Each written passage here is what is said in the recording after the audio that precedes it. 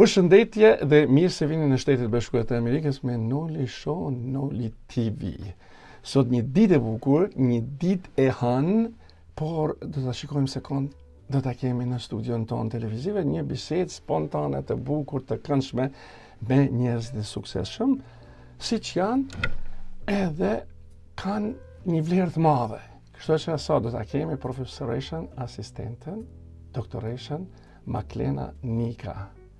Ka qenë pedagoge e letërsisë greke në Departamentin e Gjuhës Greke, Fakultetin Gjuhëve të Huaja, Universitetin Tiranë 2006, deri 2023 më shumë. E kam dërmend se nuk do ta lë rahat dhe do t'i them mirë se ardhje këtu në Shtetet Bashkuara të Amerikës. Aq bukur po dukeni, thuaj se jeni në studion tonë. Mirë se erdhe. Përshëndetje Amerika, falenderimet dhe mirënjohjen time të madhe për ftesën dhe për mundësinë që më dhatë për të komunikuar drejt për së drejti me ju, por dhe për gjithë shqiptarët që janë duke na dëgjuar në Shtetet e Bashkuara të Amerikës. Përshëndetje të gjithëve. Maklena, ndëgjoj, kur njeriu punon shumë, edhe thot vetvetes unë punoj dhe vëzhgon dhe ec para.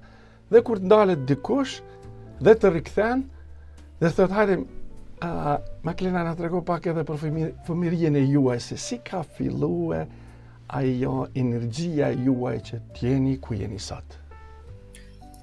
Po, pyetja është shumë e bukur. Unë kam pasur e kam thënë gjithmonë dhe kam rastin ta them edhe sot me ju që fëmijëria ime ka qenë shumë e lumtur. Ka qenë një fëmijëri në një ambient familjar të ngrohtë, inkurajues dhe sidomos mbështetës dhe suportiv për karrierën time profesionale.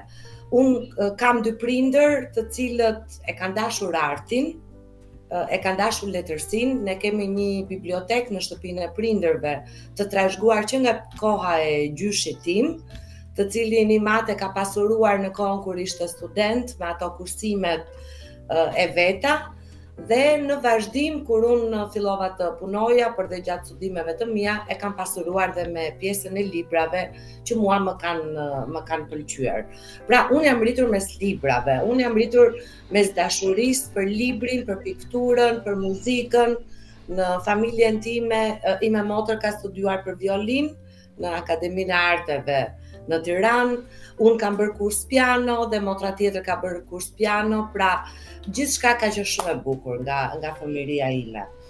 Mbaj mend që kur kanë nisur klasën e parë, sigurisht porositë e prindërve ishin që të mësosh se duhet të bëhesh dikush në jetë. Por ajo që unë kuptoj sot është që nuk ishte thjesht një thënie se unë duhet patjetër të bëhesha dikush në jetë. Ata kishin besim tek mua.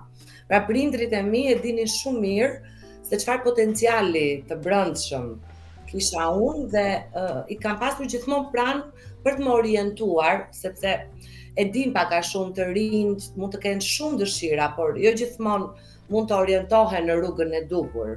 Dhe e them me bindje që këtu ku jam sot, jam fal ndihmës, këshillave dhe kurajos që më kanë dhënë gjithmonë prindrit e mi. Pra, fëmijëria ime unë kam shkruar dhe poezi, është si diçka i qelqt, e kulluar, është një kujtim shumë i bukur që unë do ta kem me veten time gjithmonë. Atëherë, me vërtet versionin ka pe tregoni për prindërit e juaj, po më duket diçka një gjë shumë i bukur, shumë interesante. Edhe gjithmonë prindërit tanë kur na japin mundësinë, siç thatë ju, do të filloni me piano, të shkruani, të jeni një vajzë ose një personalitet shumë i shuar, edhe si e kapi mendja jote, a do ta marr pianon, a do ta marr shkrimin, a do të jem një profesoresh, a do marr gjuhën. Si shkoi ajo mënyra e shkallëve tuaja? Po, faktikisht studimet për piano kanë qenë thjesht për hobi, nuk është se unë kam qenë në shkollë muzike, thjesht e kam bërë mësime private, por ime më ka qenë ajo gjithmonë që e ka kapur atë dellin tim poetik edhe artistik dhe më ka inkurajuar gjithmonë. Ndoshta ata do donin që unë sot isha një mjeke suksesshme, por si të gjithë prindrit që duan një mjek në familje, aq më tepër vajzën e tyre të madhe, Por kur unë fillova studimet për filologji greke, ata kanë qenë vërtet mbështetja më e madhe, sepse e dinin që unë isha shumë e lidhur me letërsinë, me historinë, me qytetërimin e vjetër grek, dhe do ishte një mundësi shumë e mirë për mua për të shpalosur dhe botën time të brendshme. Wow. Unë mendoj që kam qenë me fat që kam studiuar për filologji greke, sepse më ka hapur horizonte dhe dimensione të reja. Kam patur mundësinë që të njoh jo vetëm letërsinë dhe qytetërimin grek, por të njoh dhe letërsinë dhe qytetërimin europian dhe botror, të cilët u mbështetën në mitet, në simbolet e letërsisë së lashtë greke. Kështu që studimet e mia në këtë fushë, njohuritë e thella në fushën përkthimore që kam marrë gjatë studimeve të mia, studimet e mia doktorale, të cilat i kam bërë ndërmjet Universitetit Aristotel të Selanikut dhe Universitetit të Tiranës, më kanë pajisur me gjithçka që mua më nevojitej për të kultivuar akoma më mirë të gjithë potencialin poetik dhe artistik që unë kisha brenda vetes. Wow. Unë kam nisur të shkruaj që në kohën e gjimnazit, mësuesja ime letërsisë më thoshte që hartimet e tua janë vërtet të veçanta, dhe vëllimin e parë poetik e kam botuar në moshën 20 vjeçe. Okay. Kështu që pas asaj moshe, pas moshës 20 vjeçare, nga që ju përkushtova jashtëzakonisht karrierës sime akademike, sepse besoj të gjithë e dim që një karrierë akademike kërkon kohë, kërkon përkushtim, duhet marrësh pjesë në konferenca, duhet të bësh artikuj shkencor. Kam pasur një periudhë pauze rreth 20 vjet pa botuar poezi, por kjo nuk do të thotë që unë nuk kam shkruar gjatë kësaj kohe. Do me thënë se ju për ato 20 vite keni qenë se kur ajo bleta që grumbullon dhe pas një kohë vetëm shpalon. Se ka qenë aja kohë, aja periudhe, ato 20 viteve që nuk keni shkruar shumë, por me çka jeni marrë, me çka keni punuar? Atëherë unë, sikur se e thash, përkushtova karrierës akademike, sepse të bësh studime doktorale do kohën e vet. Fakt. Dhe gjithashtu aty nisa që të merresha, sidomos pas përfundimit të studimeve të mia universitare, nisa të merresha dhe me përkthimin. Okay. Përkthimet e mia të para kanë qenë në fushën e teatrit. Kam përkthyer disa vepra që janë vënë vite më përpara, vazhdojnë edhe sot të vihen në Teatrin Kombëtar në Tiranë apo në teatre të tjera të Shqipërisë. Kam përkthyer disa romane nga gjuha greke, nga gjuha angleze dhe nga gjuha franceze. Kam përkthyer vëllime me poezi, pra gjatë këtyre 20 viteve unë kohën time ja kam dhënë studimeve akademike dhe fushës së përkthimit. Por ndërkohë ku gjeja dhe pak kohë, pra jepja vetes luksin ndonjëherë që të hidhja dhe 2 rreshta në laptop apo në notes, në celular apo. Do të kthej mbrapa. Ju keni shkuar në Greqi të mësoni gjuhën greke. Po nga ju erdhe anglishtja, frëngjishtja, si u përmblodhen ato studime? Ku mos ke shku në Francë, në Angli, s'ka qenë, na trego pak. Po, është me vend pyetja që ju bëni. Ime më është mësuese, ka qenë se tani është në pension, është mësuese frëngjishteje. Dhe gjuha e parë që unë kam mësuar, që në moshën 6 vjeç ka qenë gjuha frënge. Okay. Dhe ne gjithmonë jemi përpjekur me nënën time që të flasin frëngjisht, dhe për t'i thënë asaj faleminderit, unë dhe studimet e mia doktorale i kam bërë për letërsinë franceze. Kam bërë dhe disa studime në një shkollë franceze për ekonomik, kështu që të gjitha njohuritë e mia të frëngjishtes janë qenë prej moshës 6 vjeçare deri sot që flasim. Ndërsa për sa i përket anglishtes, unë mendoj që në punën e parë që unë kam bërë, që në moshën 22 vjeç, anglishtja ka qenë një gjuhë që më është dashur, është gjuha lingua franca, të cilën e mësojmë të gjithë dhe është bërë një domosdoshmëri në ditët e sotme. Me të vërtet, ka po flitni, po emocionohem shumë edhe po më duket një histori shumë interesante, se me të vërtet të gjithë prindërit që i kemi edhe disa që kanë kaluar nga jeta, gjithmonë kanë pasën dëshirë s'kanë njëherë edhe babai dhe mamai ishin gjelozu bajshin për që fëmiu ta kap ajo çka don ose ai çka don. Kështu në rrëfimet e juaja ka po tregoni, po më duket se të kanë kapur ne. Fillo këtë. Jo, nuk kanë ndodhur kështu. Ata kanë qenë autoritar në heshtje. Yeah. Asnjëherë nuk jam ndikuar dhe diktuar për të bërë diçka që nuk kam dashur në jetën time. Jo, absolutisht. Kam qenë gjithmonë një person që kam dëgjuar zemrën dhe dëshirat e mia. Kur filluat të punoni? Si keni dhënë mësim me Sari? Kam qenë pedagoge në Universitetin e Tiranës, sikurse e përmendët, që prej vitit 2006 në departamentin e gjuhës greke. Ka qenë një rrugtim shumë i bukur, 18 vjeçar, që unë kam pasur jo vetëm në rolin e mësimdhënëses dhe kam patur rolin edukativ për brezat e rinj, por ka qenë dhe një rrugtim shumë i bukur për të rritur profesionalisht.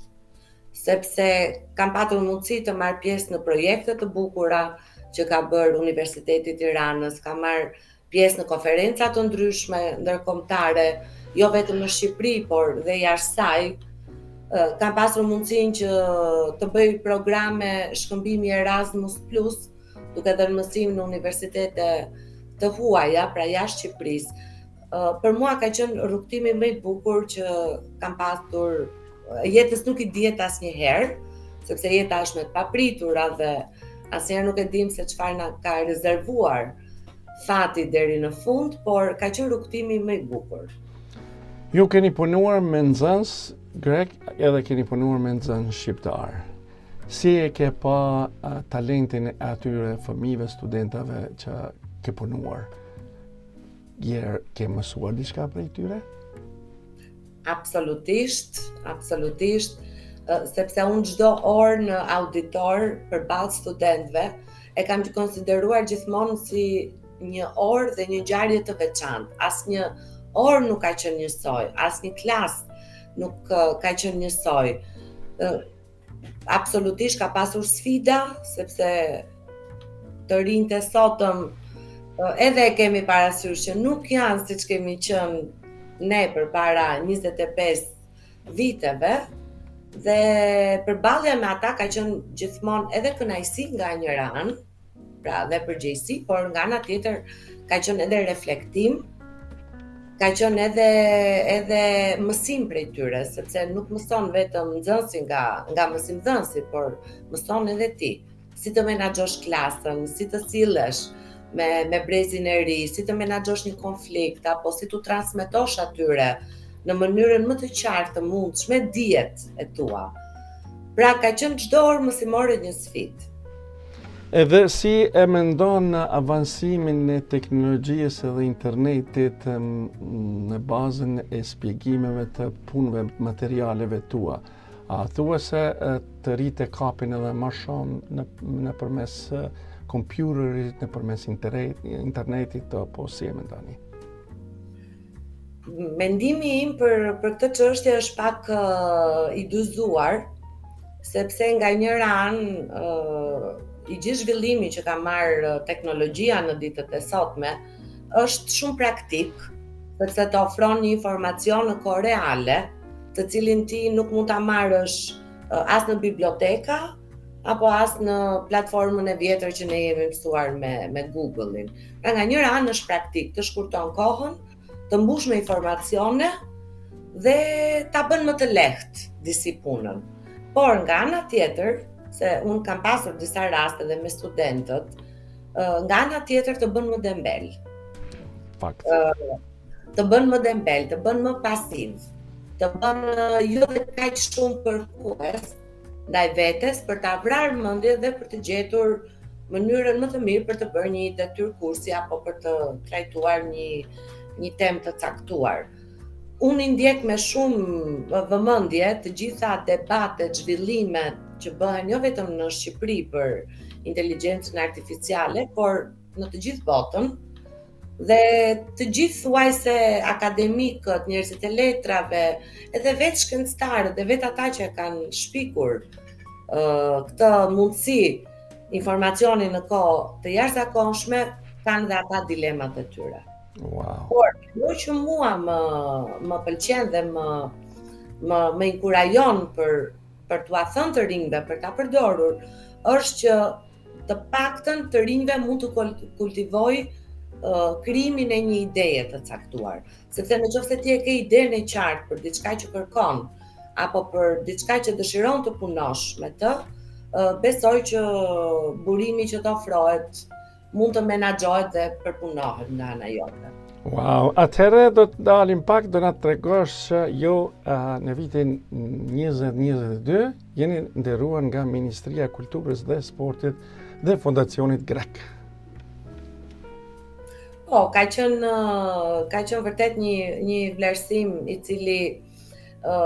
cili ka përligjur, pra ka vlerësuar të gjithë kontributin që unë kam dhënë si mësimdhënëse në departamentin e gjuhës greke, por edhe si përkthyese e mbi 20 veprave shumë të rëndësishme nga letërsia greke dhe organizimin e shumë aktiviteteve letrare, kryesisht në Tiranë, dhe për të gjitha këto Fondacioni Grek i Kulturës bashku me Ministrinë e Kulturës më kanë dhënë një vlerësim të veçantë për përhapjen e kulturës greke në Shqipëri. Wow. Mrekulli e madhe, por prej 2009-s presidente e shoqatës ndërkombëtare miqt e Kazakistan për Shqipërinë apo. Unë besoj që të gjithë ata që janë duke na dëgjuar, besoj që e njohin të gjithë shkrimtarin e madh grek universal Nikos Kazantzakis, i cili edhe Amerikën e ka vizituar, sepse ka gjithë jetën e tij ja kushtoi kryesisht udhëtimeve, dhe gjatë udhëtimeve kishte mundësinë dhe të shkruante veprat e veta, dhe që për vitin 2009 ne kemi një shoqat jo fitimprurse në Tiranë, faktikisht ka ekzistuar më përpara, që prej vitit 1998, por prej 2009-s unë kam marrë drejtimin e shoqatës dhe thuajse çdo vit organizojmë ose një konferencë shkencore, ku ftojmë pedagogë akademik të ndryshëm gjithmonë nga Shqipëria dhe nga Kosova, dua ta theksoj, dhe nga Maqedonia e Veriut, ose organizojmë aktivitete të ndryshme letrare ku promovojmë veprën e tij, përkthimet e tij që përkthyes të ndryshëm në Shqipëri kanë bërë. Pra është një aktivitet të cilin unë e bëj në bazë vullnetare, por që e kam pasion. Wow, me vërtet unë i kam pa dhe gjana të bukura që ke shkruar, me vërtet që ke bë përkthimen nga gjuha shqipe, angleze, greke, shumë poezie, shumë romane, shumë drama, gjithçka paske bërë me vërtet nuk po di edhe ka t'ja filloj. Nuk është kaq e thjeshtë. Jo. Ne po shoh me këto që ke shkruar presidenti është i zhdukur, Bill Clintoni, James ke shumë gjana, kështu që kisha pas dëshirën se ka mundësi më nej përmend për këtyre disa që edhe gjatë përkthimit ke një diçka shumë interesante dhe vetje manitur ose ke thënë wow, çka çenkas pas na parkur. Për shembull më kujtohet po e nis me thrillerin Presidenti është zhdukur të James Patterson dhe Bill Clintonit. Ai ishte një libër që ka dalë në muajin qershor, me sa më kujtohet mua, përpara pak viteve, në 2018, dhe libri është bërë gati për panairin e librit në Tiranë në nëntor.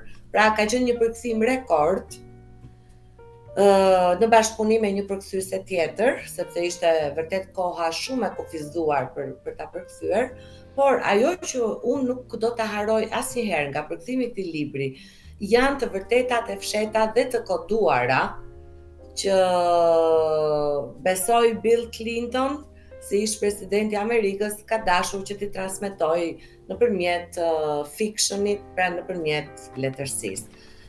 Pra kanë qenë disa mesazhe për njerëzimin që u drejtoheshin të gjithë njerëzve, të gjithë drejtuesve mbar botës, të cilat mendoj që janë aktuale dhe sot. Pra, për ky përkthim mua më ka bërë jo vetëm ta kisha si sfidë përkthimore, sepse dhe gjuha angleze e përdorur ka qenë gjuha slang, pra jo official English, pra jo anglishtja zyrtare që zakonisht ne flasim, ne që nuk jetojmë në një vend anglofon, por ishte e përdorur gjuha slang. Kështu që përveç sfidës përkthimore ka qenë edhe një sfidë intelektuale, sepse fshiheshin shumë mesazhe në atë libër. Dhe unë e kam përmendur dhe në një intervistë që kam dhënë, ajo që më ka mbetur në fund është kur Bill Clintoni ose presidenti Duncan, që është i kamufluar brenda në vepër, jep mesazhe empatie për njerëzit mbar botën. Pra të duam dhe të vlerësojmë njëri tjetrin, sepse jeta është e shkurtër. Domethënë ky ka qenë mesazhi më i bukur që mua më ka mbetur. Do ta bëj një pyetje. Do dua si gjeni kohë për familjen e juaj dhe një ditë, një rutinë ditore e juaja se si ju prej mëngjesit e deri në mramje e keni. Atëherë dita ime është e ngarkuar. Përpiqem që ta filloj ditën shpejt në mëngjes. Pra kam krijuar një rutinë të re, shpejt në mëngjes për të patur pak kohë për të marrë me sport. Sepse nëse do ta lë përmbas dite, nuk bëhet fjalë që të gjej. Dhe them më mirë po e nis ditën me sport dhe pastaj le të vazhdoj ritmi. Sigurisht është angazhimi im profesional, përkthimi është pjesë e programuar e ditës ime, të paktën 2 orë në ditë unë përpiqem që të përkthej. Dhe kohët e fundit sigurisht dhe shkrimi ka marrë një pjesë të konsiderueshme të kohës time të lirë. Por unë jam njëri që dua njerëzit, jam njëri social, dua të dal, dua të takoj miq, dua të dal në natyrë. E matje. Pra unë do të them tashti se mbasi që jeni në Noli TV, atëherë besoj që do të kesh edhe një ngarkesë të madhe të shkrimeve, që njerëzit kanë me tu lajmëru dhe kanë me thonë, a ka mundësi ta përkthej këtë libër në gjuhën apo greke, apo anglisht, apo frëngjisht, apo shqip, ose një gjuhë tjetër. Do t'i kishe marrë këto palët? Zakonisht këto oferta, po i quaj unë, ekzistojnë dhe unë përpiqem kam disa kritere në përzgjedhjet e përkthimeve që bëj.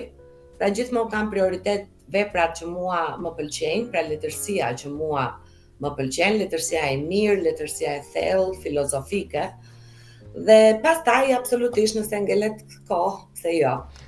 Unë mund të them se ne kemi shumë regjisor, meqense unë nga prejardh jam nga Kosova, kemi shumë autorë dhe kemi regjisorë, producenta që me të vërtet shkruajnë filma ose bëjnë filma në gjuhën shqipe, po mundohet që kanë ndonjëherë ndërmend që të bëjnë edhe tekstin në gjuhën angleze, se shumica po vinë edhe prej Evropës dhe po shfaqen këto për këto vendet e bukura të shuara, këto që janë për manifestimet e filmave. Kështu që besoj që do të ndalet dikush edhe do të thotë na duhet një përkthim i bukur, se na duhet një serial ose na duhet një dokumentar që të luhet edhe në vendet e huaja. Kështu që a do të kishit planuar? Absolutisht, unë jam e hapur për çdo lloj bashkëpunimi dhe në të ardhmen, absolutisht. E tash është një pyetje. Meqense se prindërit e tu pas kanë qenë dhe të inspiruar që ju ta mirni atë suksesin që e keni sot, po ti do ta trashëgosh dikon tjetër?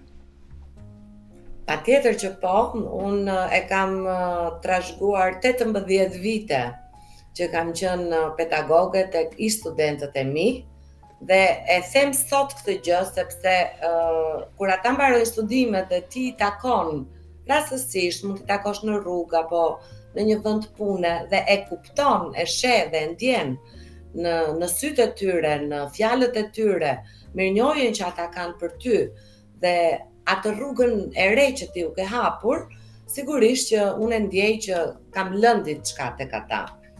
Dhe padyshim tek njerëzit e mi më të afër, tek nipërit dhe mbesat e mia, unë mundohem që gjithçka që kam trashëguar t'ua lënë në mënyrën më të bukur dhe më soft që ekziston.